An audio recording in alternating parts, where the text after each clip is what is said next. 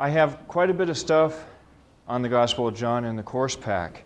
Starts on page 19. Why don't you guys turn to page 19 in your course pack while I sort of say some things about John.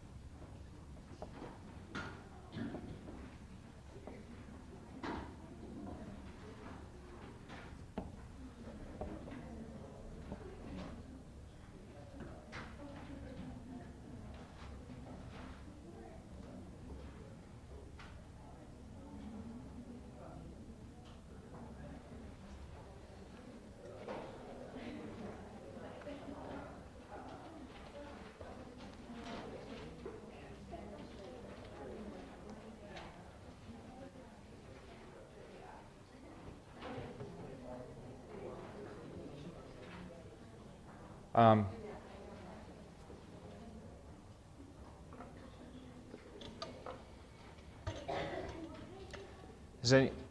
Oh, in the course pack, page 19. Actually, both numbers are there. 2, 1, 9.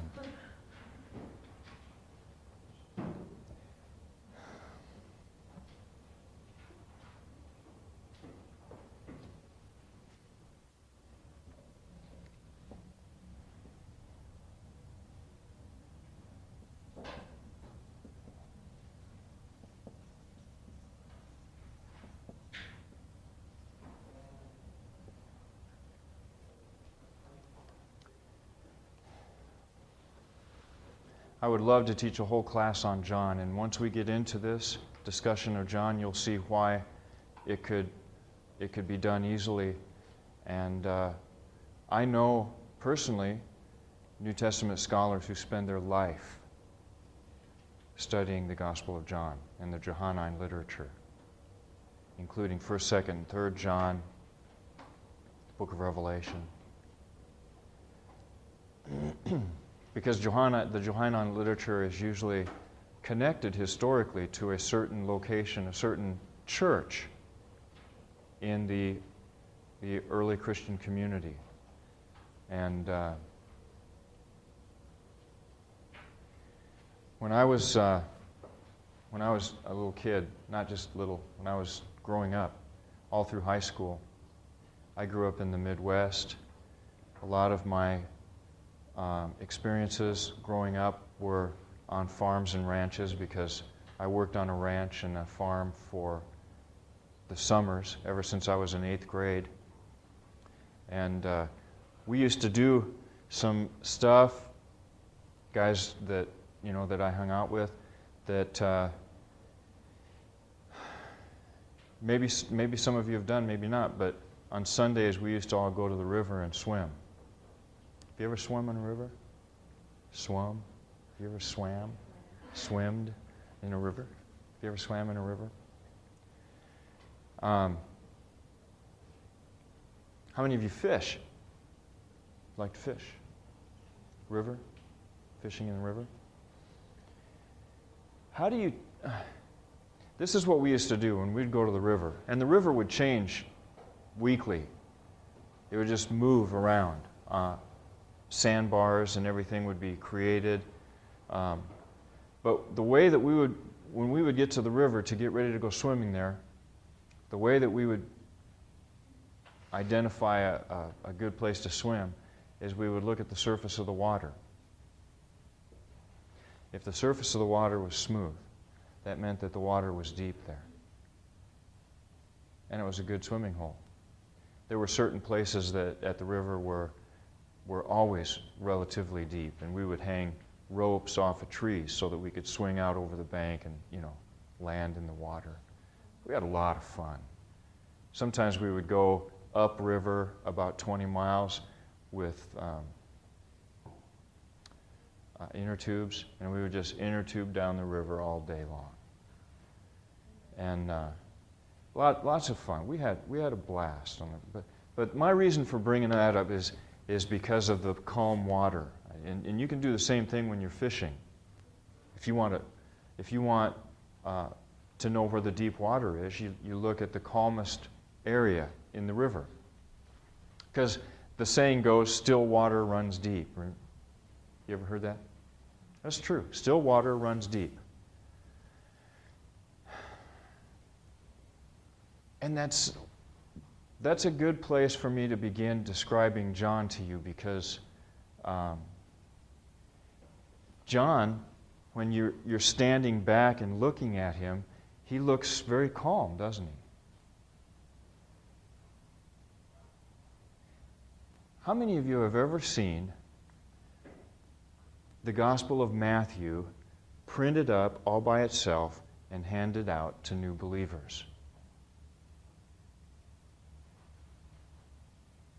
How about Mark? Luke? John? Come on. Oh, come on. The Gospel of John? It's the only gospel, in fact, I think it's the only book in the New Testament that, at least in our generation, is published all by itself in booklet form. The Gospel of John. And it's handed out at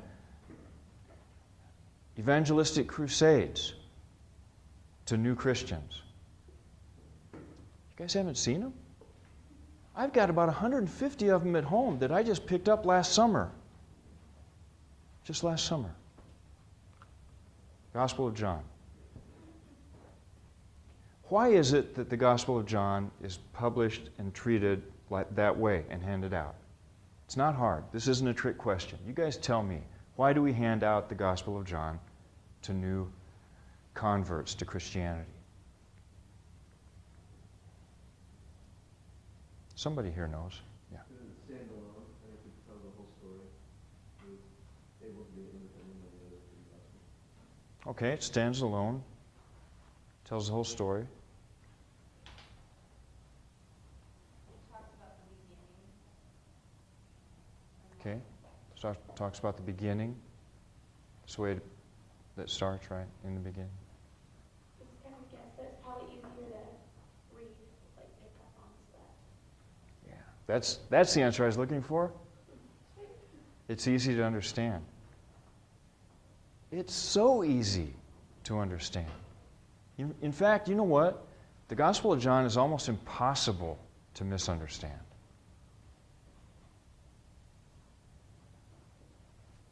Here's a few statistics about John.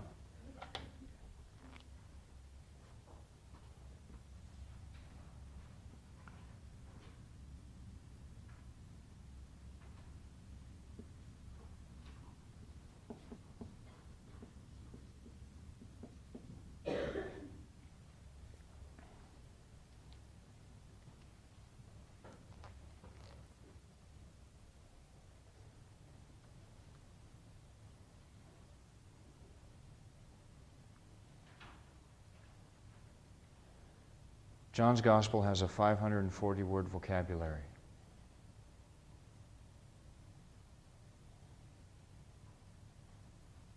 In fact, this word right here, believe,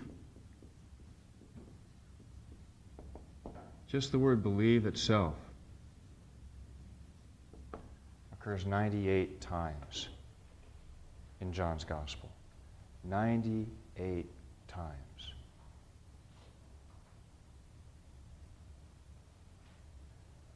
You can't read for 1 minute in the Gospel of John without encountering the word believe.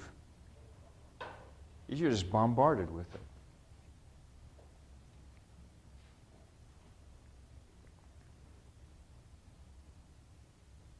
Just, if you're curious, go to a concordance or just read through the Gospel of Mark or Matthew or Luke and count the number of times that believe occurs in them. The word is believe, have faith.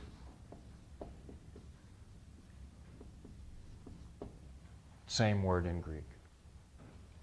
98 times. 540 words. That's not very many words at all.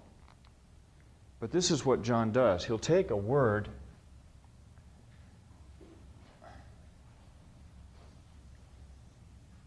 like the word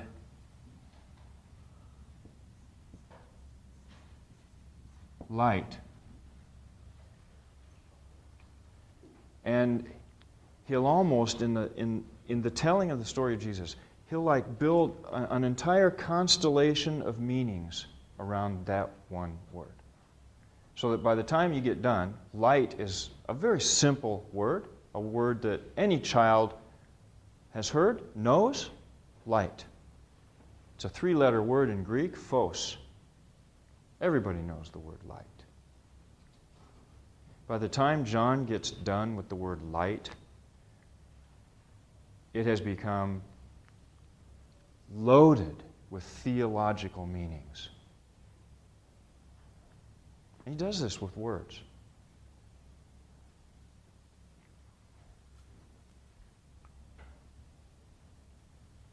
So, with very few words, John, he goes from the simple to the complex. So, on the surface, you see, you can read through the Gospel of John, and everything appears so simple, so plain, so impossible to understand. It's sort of like still water, you know. When you jump into still water, sometimes you're in the water, you can't touch the bottom. Sometimes you dive down and it takes you a while to find the bottom. That's just the way John's gospel is. Once you jump into his book and you start thinking about it, about what he says, you realize that it looks real still on the top, but it's deep. And that's why scholars can spend their life with this book.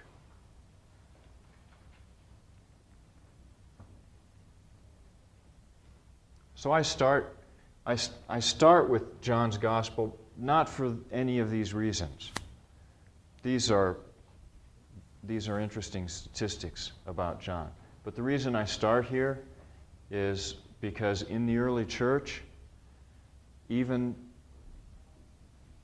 the first Christians knew that there was something about John. They said that John was the theological gospel. They said about Matthew, Mark, and Luke that Matthew, Mark, and Luke preserve the bodily facts, but John, the Spirit.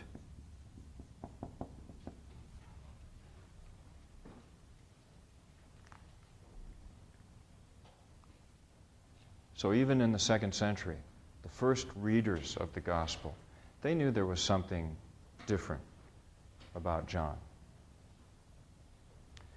By the time we're done looking at Matthew, Mark, Luke, and John, actually I'm going to be doing them in this order: John, Mark, Matthew, Luke. By the time we get done with John, you will know a little bit about how I think all of the Gospels ought to be read. Because he does something so stridently, so boldly. He talks about Jesus theologically. And he does it by telling you a story, a historical story. But he's obviously got much bigger plans with the story. He's trying to give theological substance to a story that happened in time. And John does it. I mean, you can't not see that that's what John does. And so that's why I'm starting with John, because I will be able to show you easily from John that that's what the gospel writers do. And once you see it being done in John, it will be much easier for me to take you to Mark and show you how Mark does it. So I sort of have a methodological strategy here. I think that this is a very easy way to convince you of something that's very important about the Gospels. And I'll get to that today. What I want to do today is talk about problems. So if today seems a little bit, overwhelming, I kind of intend it to because what I want to do today is prove a point to you, and I'm going to do it by showing you all the problems in John's Gospel. But my purpose isn't to leave John with a bunch of problems.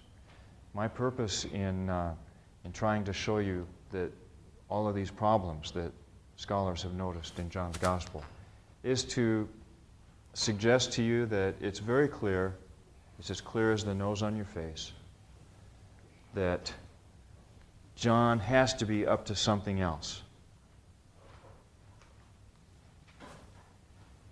So I'm not going to be any more clear about it than that. Let's get started. Page 19 in the course pack. The Gospel of John has been called by scholars the Maverick Gospel. This is sort of a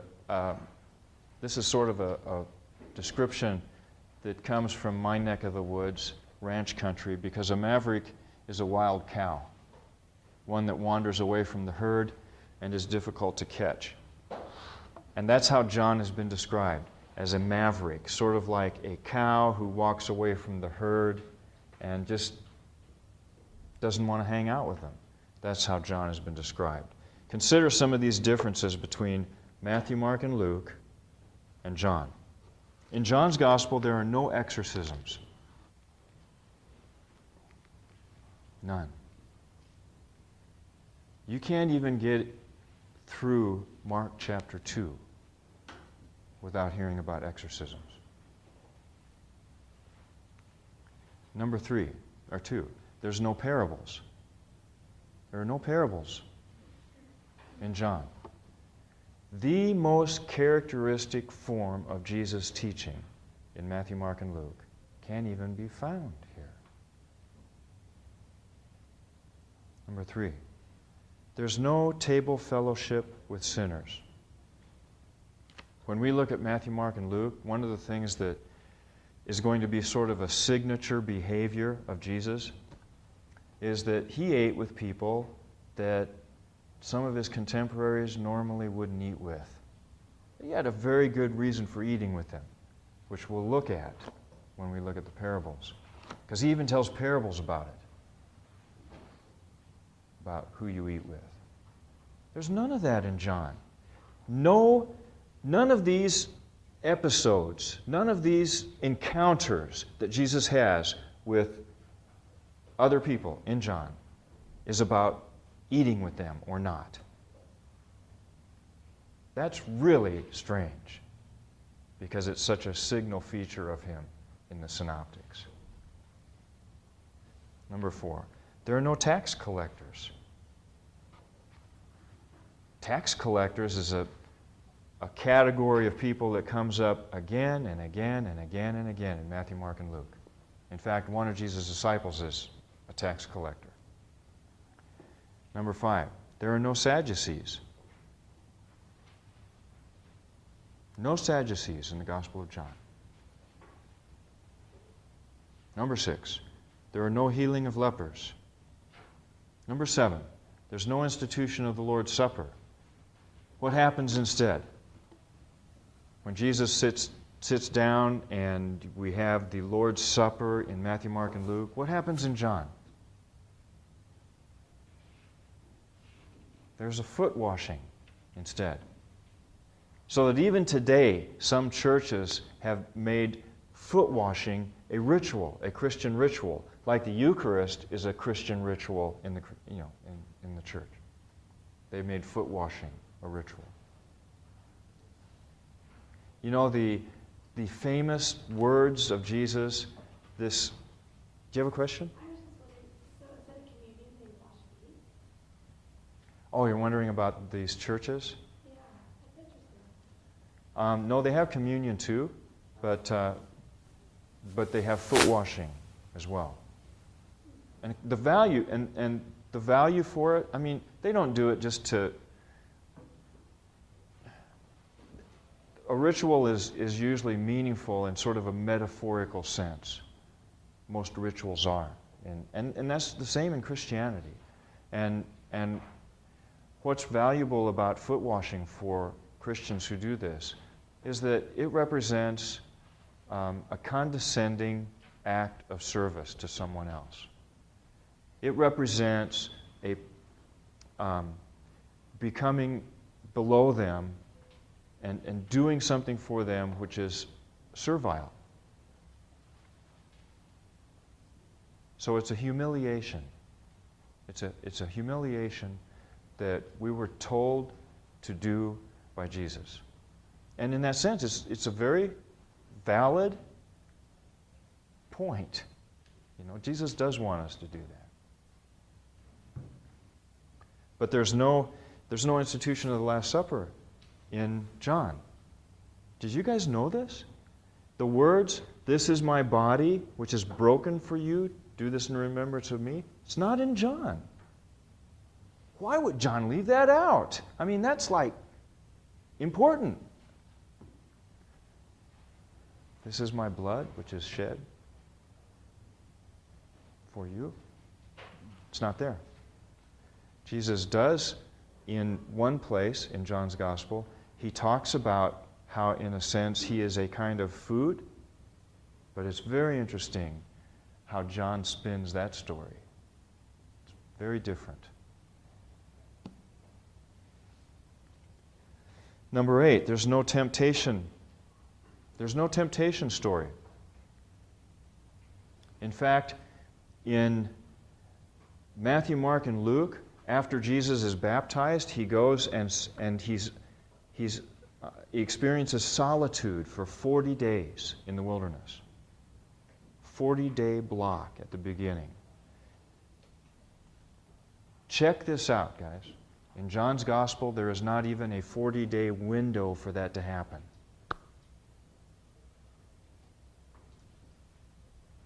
Check it out. I'm going to talk about the beginning of John's ministry of Jesus, maybe next class period, maybe next Thursday. John does something totally different with the days that begin Jesus' ministry. And he has a very interesting way of doing it. Anyway. Number 9, there's no baptism epiphany.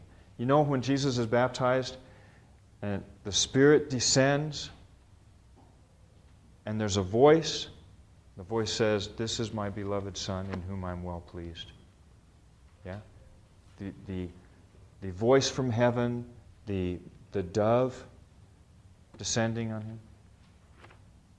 It's not in John. In fact, in John's Gospel, John the Baptist doesn't even baptize Jesus. I mean, you sort of get the idea that he does, but that's not the point. Read the baptism story in John sometime.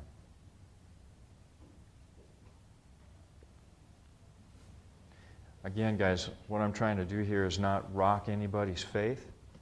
I'm just trying to point out some data to you that require us to do some creative reading of John's Gospel.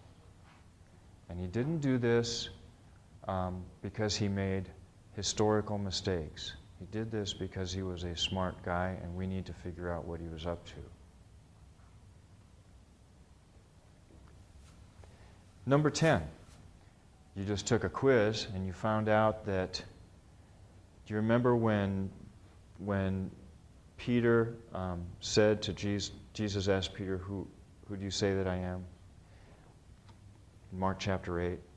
Well, that whole episode that becomes the center point for Mark's gospel and the transfiguration that occurs right after it, it's not even in John. It's not even in John.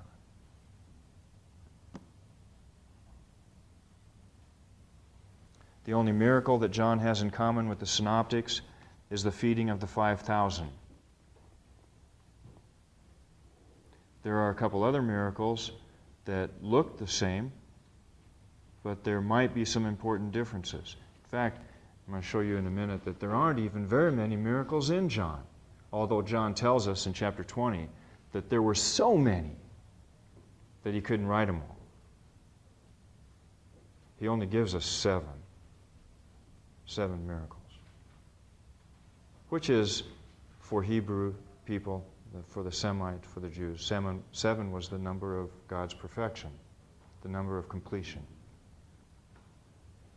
And so even the number 7, which is the number of miracles and the number of signs that Jesus performs, that John tells us about, has a symbolic value for him. Number 12. In John, Jesus is mostly in Judea, not Galilee. I don't know if you have recently read the Gospel of Mark or Matthew or Luke, but you know that Jesus in Matthew, Mark, and Luke doesn't even have a Judean ministry until he goes to Jerusalem for the Passover festival at which he dies. We don't know for sure from Matthew, Mark, and Luke that Jesus even went to Judea before then, except he did go close to Judea when he went to be baptized by John the Baptist in the Jordan River. So he was down there then, at least. But John has a long Judean ministry. In fact, most of Jesus' ministry in John is a Judean ministry, not Galilean. It almost looks like, this is what it almost looks like. It almost looks like John knew Matthew, Mark, and Luke, and he was just going around them whenever he could, avoiding all these things and adding other stuff.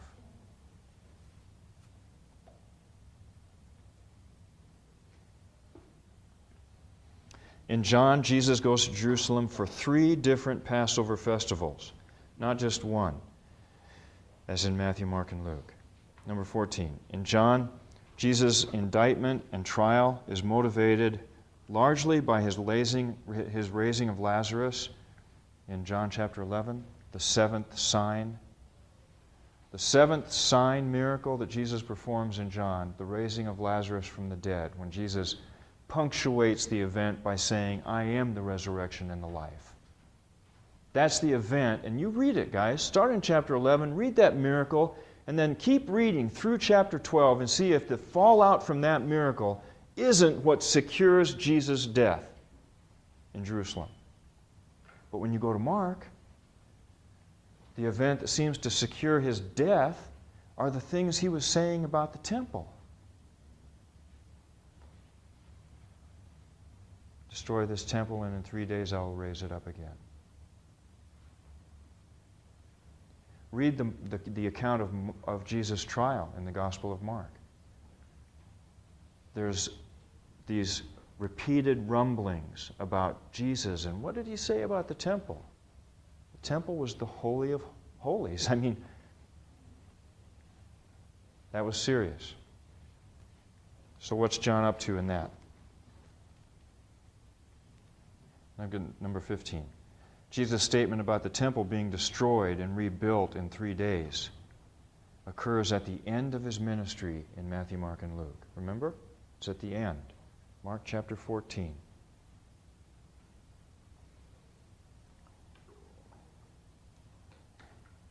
But in the ministry, or in the Gospel of John, his statements about the temple occur at the beginning of his ministry.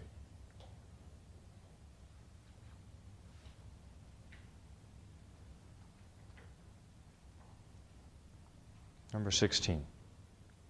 In John, it is much clearer that John the Baptist was Jesus' mentor, and that some of Jesus' disciples were first disciples of John the Baptist. And yet in John the Baptist shows none of the uncertainty about Jesus that he shows in Luke chapter 7.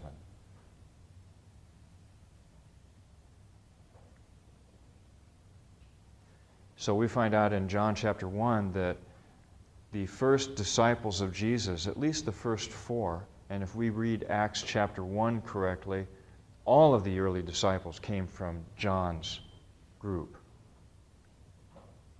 And according to John chapters 1 and 2, Jesus was a fellow worker with John and those guys. A fellow worker in Judea. John the Baptist had a Judean ministry. Jesus was there.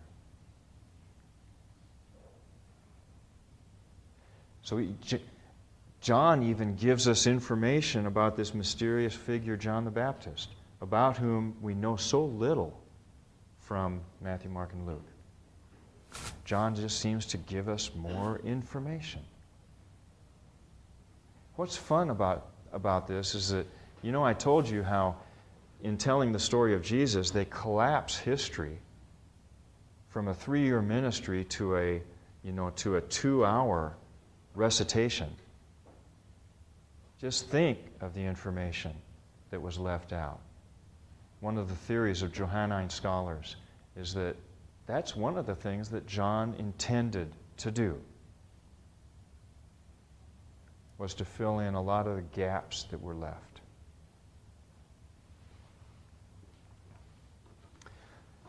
Anyway, the skeptics have read this much differently. These differences have often prevented scholars from taking John seriously as history. Long before the critical period, however, John was called the theological gospel, and the other 3 were just considered biographical. So it isn't just modern theologians who want to give John a more retrospective emphasis. The first to do it was Clement of Alexandria, who said that John was a spiritual gospel. If you were to read Albert Schweitzer's book, The Quest of the Historical Jesus, he outlines one of the critical things that historical scholars had to decide about. He calls it the first either or. In his book, he explains that the historians had 3 either ors, either this or this, and they had to decide for one or the other. The first either or was the synoptics or John. Because they were so different in their portrayal of Jesus, they didn't feel like they could have both. Either Matthew, Mark, and Luke give us valid historical information, or John does. But whoever you choose, you exclude the others. The historical critics chose Matthew, Mark, and Luke, and that's how they ended up doing source criticism. Then they finally ended up with the Markan priority theory. So they ended up with studying Mark as the first gospel. The reason they ended up studying Matthew, Mark, and Luke is because they had already sidelined John as providing little or no help in giving accurate historical information about Jesus. So I want to give you a little bit more of their skeptical observations about John before I tell you a little bit about some of the historical contributions that John actually makes. Okay? So John and history.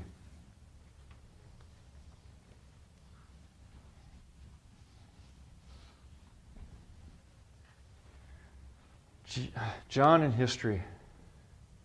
We really have to do something with this. I think the author's begging us to.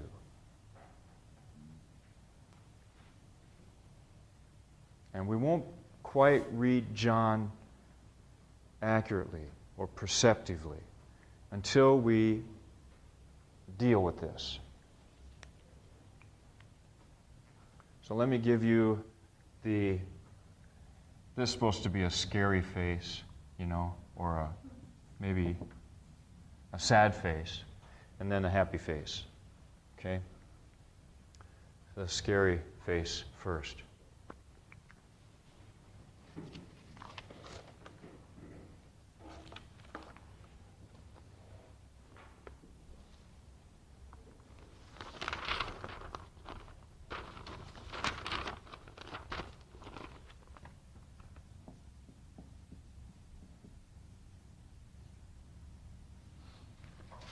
These are points that were made by the historical critics, and I'm going to give them to you. And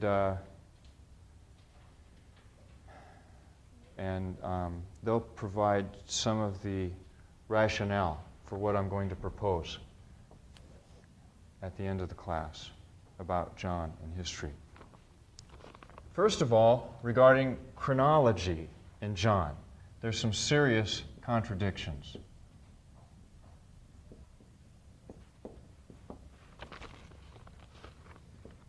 In chapter 6, verse 1, Jesus is in Galilee. But chapter 5, verse 1 presupposes that Jesus is in Jerusalem.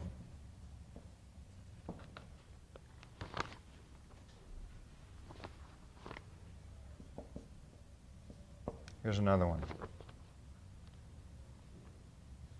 Chapter 7, verse 3 and following assumes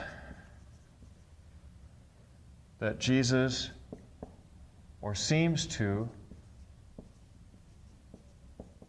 assume that Jesus had not been in Jerusalem. But we know from chapter 2, verse 23, and chapter 5, verse 1, that he had.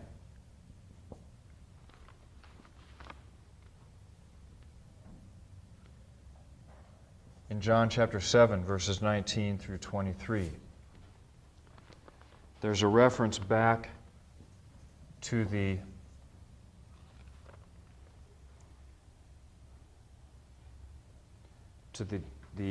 what's it called? The death plot. What's that called?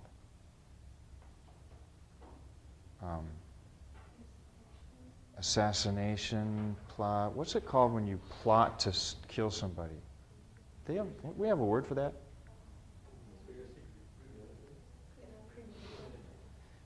Conspiracy?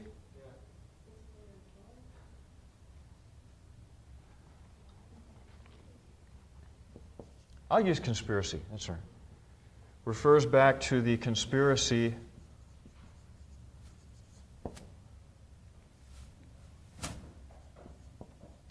of the Jews. By the way, whenever you encounter, quote unquote, the Jews in John, it's kind of an in-house technical reference, not to all the Jews, but to a particular group. Remember, this is written by a Jew, okay? So we're not talking about anti-Semitism. These are Jews talking about other Jews, okay? So if it's anti-Semitism, it's them and them, not them and us. It's them and them. In this book, whenever, quote unquote, the Jews are referred to, it's the leaders of the Jews. You can check this out. This holds water. Okay? The Jews, quote unquote, in John's Gospel, refers to the leaders of the Jews. What are you laughing about? Well, it is kind of ironic that we accuse these documents of anti-Semitism, in my opinion, because they are Jewish documents. And a lot of the Jews in the first century had difficulty with other Jews. The Essenes, the Pharisees, the Sadducees, the Herodians, the Zealots. They were a fractured people, but it isn't an anti-Semitism. It's like happens everywhere. You have in-house fighting and controversy. Anyway, so 7 verses 19 through 23 refers back to the conspiracy plot of the Jews, reported in chapter 5, verse 18. So this is what occurs. In this text, you have a reference to the conspiracy that is mentioned in 5:18. Except this incident in chapter 5:18 occurred about 6 months previous.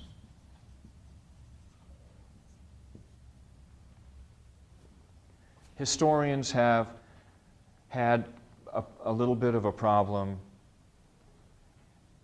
understanding how something that occurred 6 months ago can all of a sudden become a critical point on which discussions turn today. Okay? Now, in John's narrative, there is no such feeling of that distance of time, because they collapse things.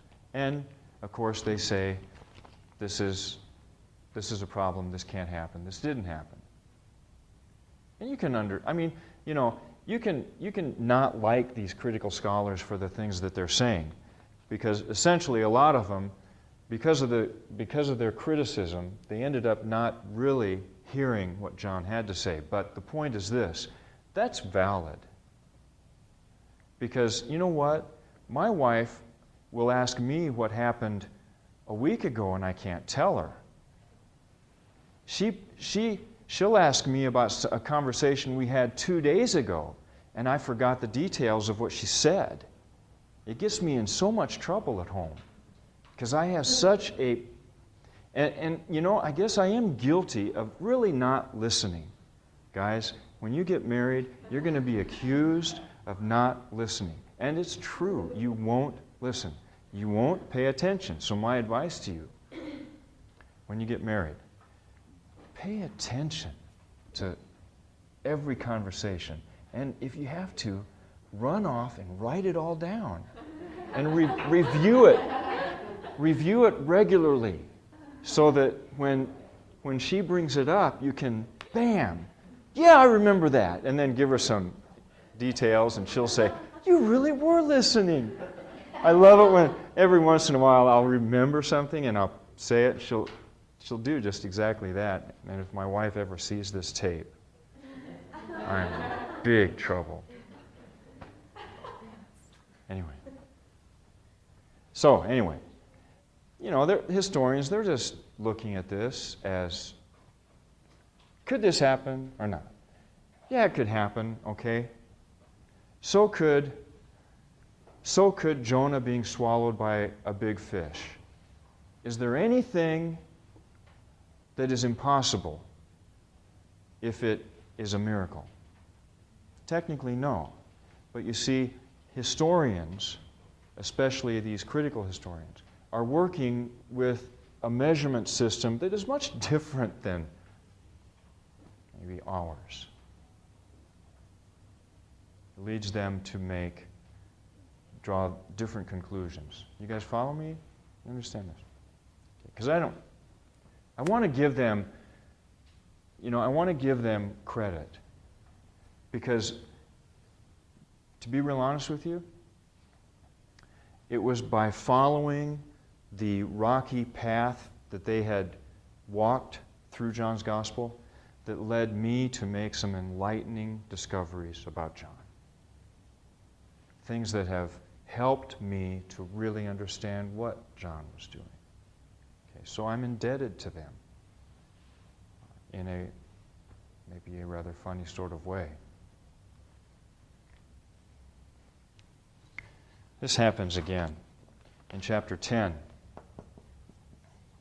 verses 19 through 29. there's a controversy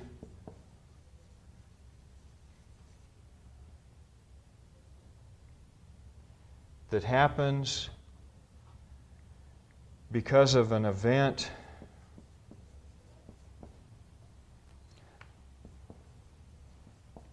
that occurred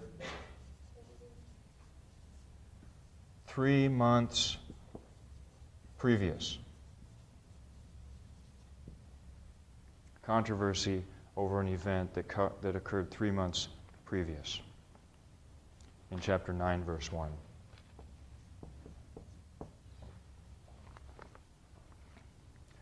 In chapter 10, verse 33,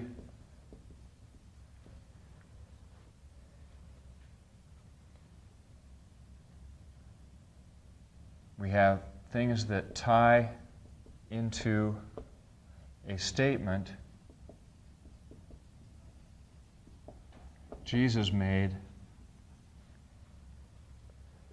6 months previous. In chapter 5, verse 18.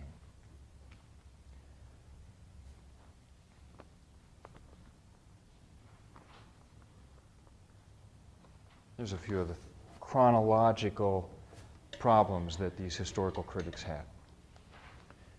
Here's a few others. There's some disruptions in thought connections. For example, in chapter 3, verse 31. Chapter 3, verse 31 fits poorly on the lips of the Baptist, but very well on the lips of Jesus in connection with chapter 3, verse 21. So they look at 3:31, 3:21,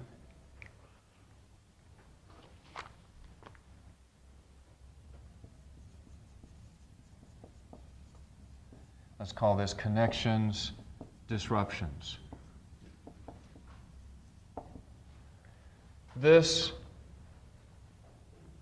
connects better with this than it does with what it's connected with.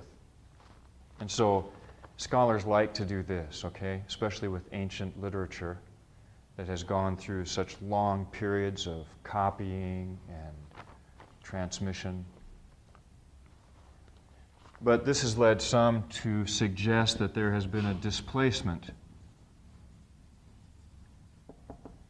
of a portion of text, so that this really should have followed this, because it makes more sense following that than what it does actually where it is. Is that clear as mud? Displacement theories begin, you guys will hear a lot more about Tatian and the Diatessaron. Have you read about the Diatessaron? I think you have in 4 Gospels, 1 Jesus. Have you read about Tatian's Diatessaron? It was the Diatessaron was Tatian was a Syrian church leader, and he took the 4 Gospels and made them one story. It's kind of like the very first harmony of the Gospels, and it was done by Tatian in the Diatessaron. And one of the things that Tatian did in his displacement correction was he reversed the order of chapters 5 and 6.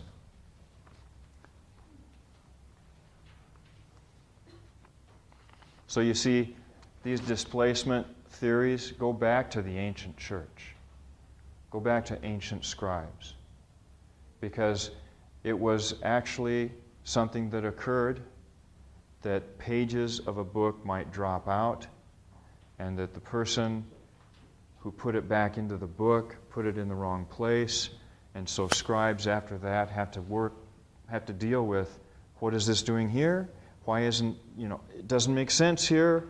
Why is it here? Displacement theories. Pages dropping out of books. Codices. I've had this experience in a little different way.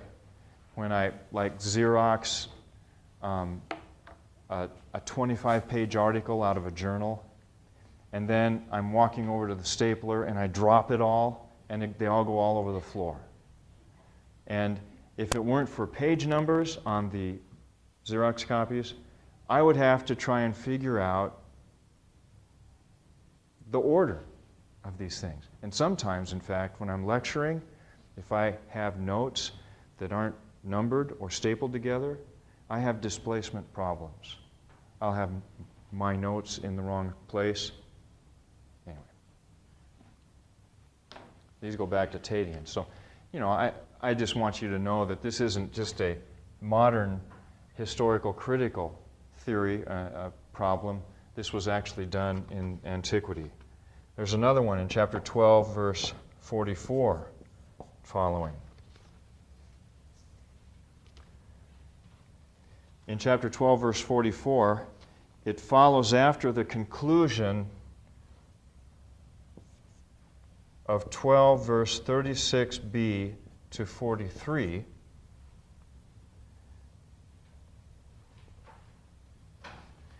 It leads into a speech without a context.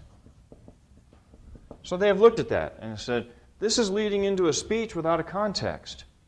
That's untypical for John, because John usually has speeches of Jesus following a sign miracle. The miracles in John sort of provide his introductions to Jesus' discourses, like the raising of Lazarus, leading into a discourse by Jesus on him being the resurrection and the life, that kind of thing.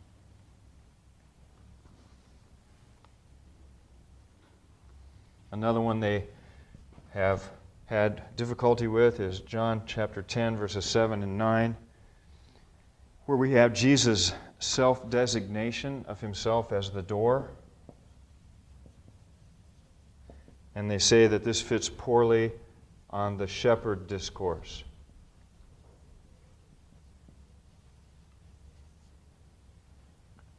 Of chapter 10, verses 1 through 6 and 11 following. They just feel like that's a bad fit. Maybe that's a displacement somehow. So anyway.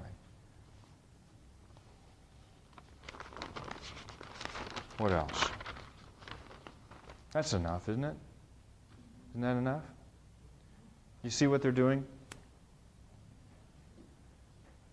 What they're expecting from John is nice, clean, historical, chronological narrative. What they get from John isn't quite that. Which brings us to the modern phenomenon of us reading an ancient text like the Gospel of John and not having that author answer our questions adequately. So what do we do about that? This is what I want to know, and you don't do it. You don't answer my questions.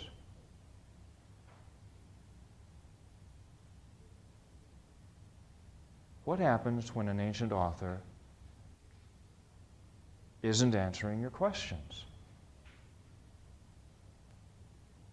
The historical critics in the 18th and 19th century weren't having their questions answered, were they? It led to big problems. It led to them scrapping these documents as being historically without value. That's where it led them. But you know that the historical critics in the post-Renaissance and post-Enlightenment period, they're really the first historians that were really seeking pure, unadulterated, boring, benign history. Most people in antiquity were interested in history for some other reason.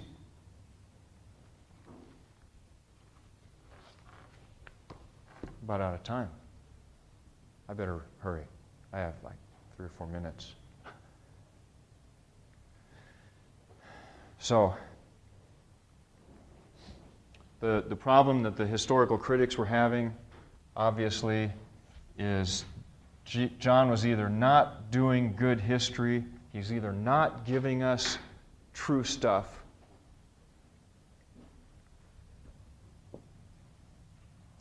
or they have failed to perceive authorial intent. Authorial intent, that's a big concept for me in this class. Authorial intent basically means this. What is important for us to understand from these authors? What's important for us to understand from these authors is what these authors intended to give us. That's what's important. You know what? If these authors don't answer your questions, I'm really sorry, but I don't really care. I mean, that sounds kind of cold, but that's the truth. You know what I want to know? I want to know the questions that they were asking and giving answers to. That's what I want to know. I'll put my questions on the shelf, and maybe I'll get to them some other way at another day, on another day. I want to know what the authors themselves were up to. Clearly, the historical critics were on to something, even if it was a wrong rabbit trail. Now, on the positive side, here's some stuff that actually does gel historically in John. In fact, you know what? We haven't really been able to validate this until the last, 20, 30 years. Here's an interesting thing. The Gospel of John was thought by the historical critics to have been written in the 2nd century. Some think as late as 150 AD. Of course, that sort of ended when they found a fragment from the Gospel of John on a sheet of papyrus that was dated to about 110. Okay? So they had to, because of that, move their date back. But anyway, historical contributions. You know Jerusalem was destroyed in 70 AD, right? 70 CE. It was destroyed. Information about valid historical information about Jerusalem, therefore, about the pre-70 Jerusalem, could only be provided by someone who was familiar with that information. You following me? Are you following me? Here's the crux, okay? If John was writing a story about Jesus and he didn't even know anything about Judea, which some historians think, then how come he gives us this information about Jerusalem, which quite recently has validated things that we have discovered archaeologically about Jerusalem? Here's some interesting stuff. Chapter 4, we find out some stuff about the Samaritans, their theology, Mount Gerizim, which is valid. Chapter 5, the Pool of Bethesda, its location and its construction, valid. Chapter 6, 7, and 8, theological themes about the festivals, Passover, the Feast of Tabernacles, valid. Things about Jerusalem, the Pool of Siloam in John chapter 9, verse 7, Solomon's portico as a winter shelter, chapter 10, verse 22, the stone walk to Pilate's praetorium, chapter 19, verse 13, all have checked out, valid. Isn't that interesting? So it's like, okay, John, I give up. You know, he gives us all this stuff that's permeated with historical problems, then he turns around and he gives us information that shows that he knows. So what's he up to? The guy has 50 faces. I mean, I told you this was a deep well. This is deep water. Ultimately, though, history is not that important to John. Do you know why? There are 4 sections in this book. The prologue, which is chapters 1, verses 1 through 18, And then basically the first 12 chapters, which is called the Book of Signs, is called the Book of Signs because it contains the 7 miracles. And it ends in chapter 11 with the raising of Lazarus. That's the last miracle in John. There's 7. It's called the Book of Signs, okay? The rest of the book, from chapter 13 on to the crucifixion, here's an interesting thing for you. Chapters 1 through 12 covers 2 to 3 years of Jesus' life. Chapters 13 through 22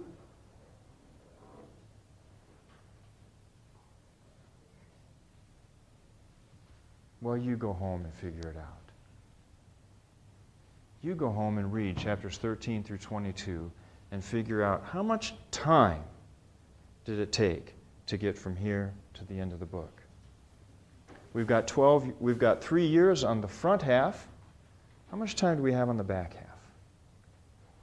Totally disproportionate, I'll tell you that right now. Totally disproportionate. As far as a writer of history, he has a weird way of doing it, okay? Here's what I would say. History is a starting point for John. It's a starting point. But that's not what he was about. History is only a starting point for him. You see, he's got something much more important than history to tell you. Now, historians don't think there's anything more important than history, okay? But what if the author thinks there is something more important than history? And we've got a fundamental conflict between the scholars and the writer. Who do you go with? I don't know. I'll take the writer, okay? I'd kind of like to know what he's got to say. One thing is clear. For him, history is a starting point. And he doesn't treat history with all that much, what's the word? He doesn't treat history as though it is the sacred thing. There's something else sacred. It took place in history, but it's not history. That's why history is just a starting point. And this is going to be so much fun, the next 2 lectures. It's going to be so much fun, because I've sort of laid the groundwork. And thanks for hanging in there. I'll see you guys next Tuesday. Have a nice weekend.